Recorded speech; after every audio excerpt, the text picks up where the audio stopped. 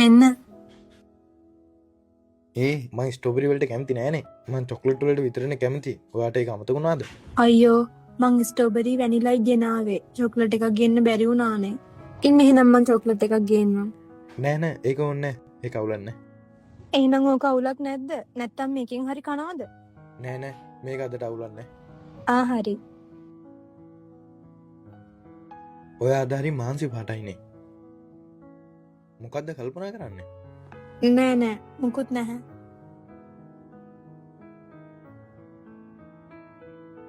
ඇයි මොකද? වැදුනා. නෑ නෑ කකුල වැදුනා ගලකට. තාම ඔයාගේ සෙරෙප්පු දෙක මාරු කරේ නැද්ද? ඔයාගේ බාට දෙකේ සයිස් එක 7 නේද? නෑ 8. 8?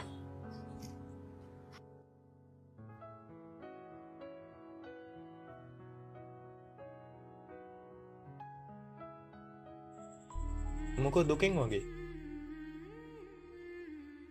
ඔයා මාත් එක්ක තරහින්ද ඉන්නේ?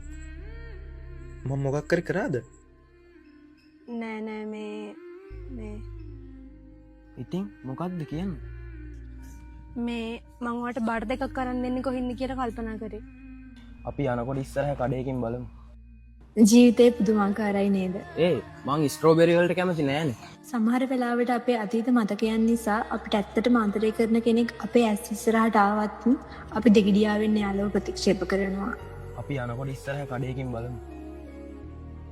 ඒ වගේම අපි ඒ අතීතයේම හිර වෙලා ඉන්නවා. මතක වලින් එළියට එන්න උත්සාහ කරන්න. එතකොට කවුරු හරි ඔයාට ආදරය කරන්න උත්සාහ කරනකොට ඔයාට පුළුවන් වේවි ඔවුන්ට ආදරය කරන්න ඉඩ දෙන්න.